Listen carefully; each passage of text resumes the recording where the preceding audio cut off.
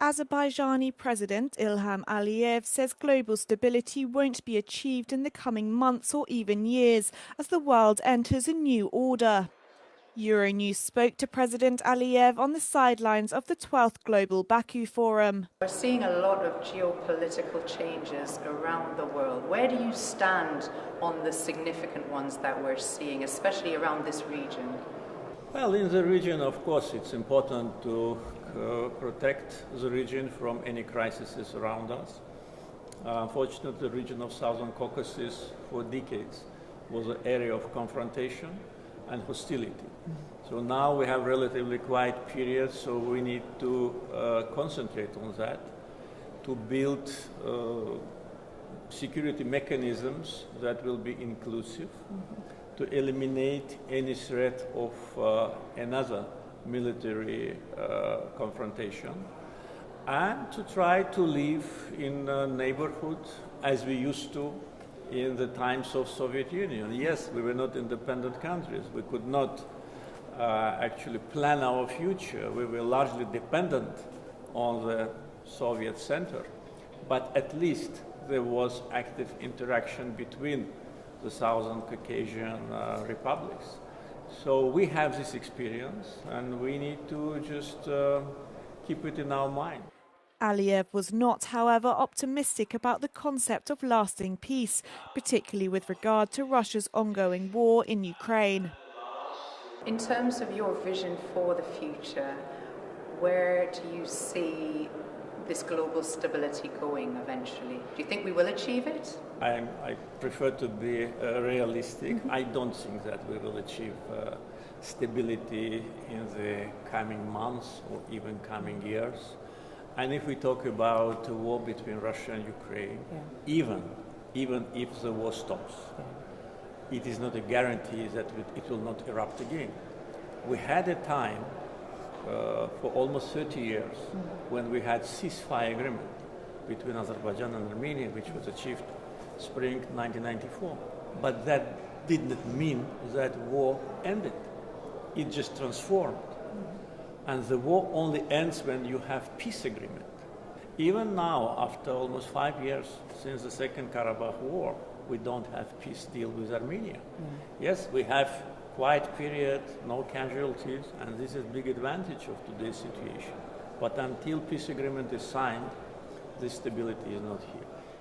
More than 300 world leaders from over 60 countries have gathered at the forum, where they will spend the next few days exploring solutions to address global challenges in health, conflict and the economy. The latest corruption scandal in European Parliament, this time related to Chinese tech giant Huawei, shows that the EU's current ethics system is not fit for the job, according to EU policy expert Alberto Alemanno. The Parliament did propose a 14-point action plan 2 years ago in the wake of a cash for influence scandal, but the results are lacking. Their enforcement is really much in the hands of the President of the European Parliament or any other European institution, which basically means that there is a self-policing system in which political parties check one another in a way which is not independent. So by design, the system is not working and is designed not to work. According to Alemanno, sitting and former MEPs are still able to sell their influence. Third country lobbying is also a grey area. This is because the big political parties are not committed to strict rules on the establishment of an independent ethics body. However, the EU's image as a whole is not ruined, he claims. It's very easy to qualify the European Union as a whole as a very corrupt organization. But in reality, even these scandals proves the opposite. It's not the European Union per se to be a corrupt institution, but the members or some of the members or very few members of the European Parliament, which is one of the institutions, have been lending themselves to a possible attempt of corruption. On Thursday, Belgian investigators searched homes and Huawei headquarters. They suspect that the Chinese company paid bribes to MEPs in order to influence legislation in the European Parliament. Well, good evening, everyone. Euronews celebrated the launch of its Polish edition with a major event in Warsaw on Thursday. Euronews journalists interviewed Polish leaders as well as current and former ministers in an exclusive edition of the Europe Conversation, a TV program in which guests discussed key issues concerning Poland and Europe. Poland's interior minister spoke about the relations with the US and the future of NATO. Ja te relacje oceniam jako relacje bardzo dobre. Był prezydent Andrzej Duda u prezydenta Trumpa. Minister Sikorski rozmawiał z sekretarzem stanu Rubio, rozmawiał z doradcą prezydenta do spraw bezpieczeństwa narodowego. To wszystko miało miejsce ostatnio. Był sekretarz obrony Stanów Zjednoczonych w Polsce. To była jego pierwsza wizyta. I te przekazy są mocne i jednoznaczne. Speaking on the EU's security plans, Poland's former prime minister spoke about the role the US played in peace efforts. Na zachodzie mamy dwa potężne bloki, przy czym jeden dysponuje siłą i militarną, i gospodarczą, a drugi tylko gospodarczą. Ten pierwszy to oczywiście Amerykanie. Bez Amerykanów ciężko wyobrazić sobie trwały pokój. Bez amerykańskiego wsparcia my w Europie nie moglibyśmy być spokojni przez dziesięciolecia. To dzięki amerykańskiemu wsparciu i obecności w Europie wygrana została również zimna wojna.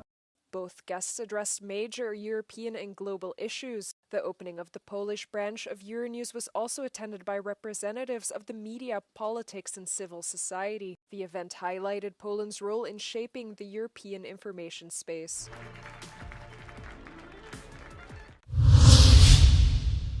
This French military vessel is hunting naval mines as part of an exercise dubbed Ariadne, commanded by the Greek Navy. Teams from the US, Romania and Belgium are also taking part. On board each ship are mine clearance divers and specialized drones. We caught up with Commandant Méline of the Capricorn to learn more. Le scénario est donc un pays mino-Iceland qui est prospère et qui a une faction terroriste qui aurait effectué du minage sur les zones. Et donc l'objectif de notre task group, c'est d'intervenir sur une résolution de l'ONU pour aller garantir la liberté de circulation des zones maritimes dans les eaux territoriales du Mino-Iceland.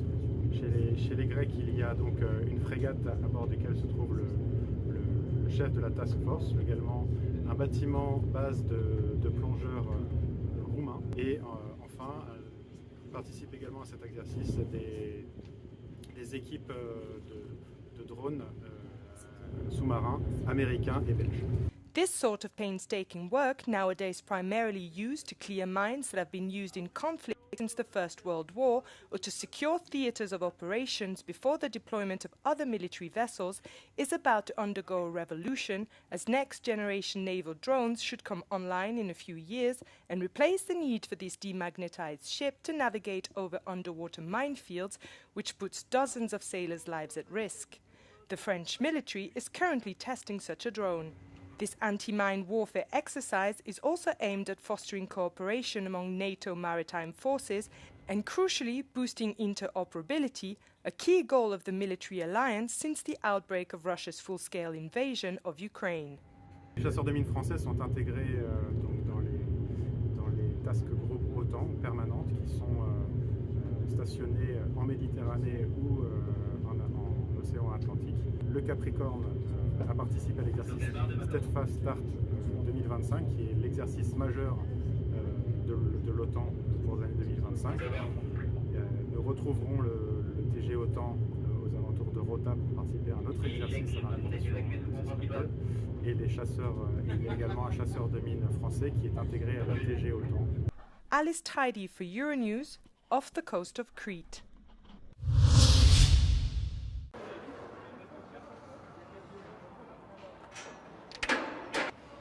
To remain competitive, the European Union needs skilled workers, an issue that the Commission and the European Parliament have taken up in recent days.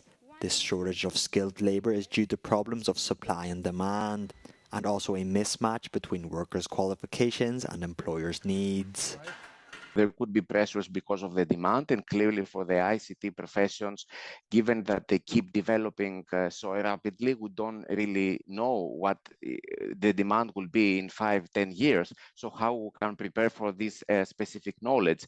And clearly the education systems, are not prepared for this. The challenge is enormous. Nearly 4 out of 5 SMEs are struggling to find qualified workers in the EU.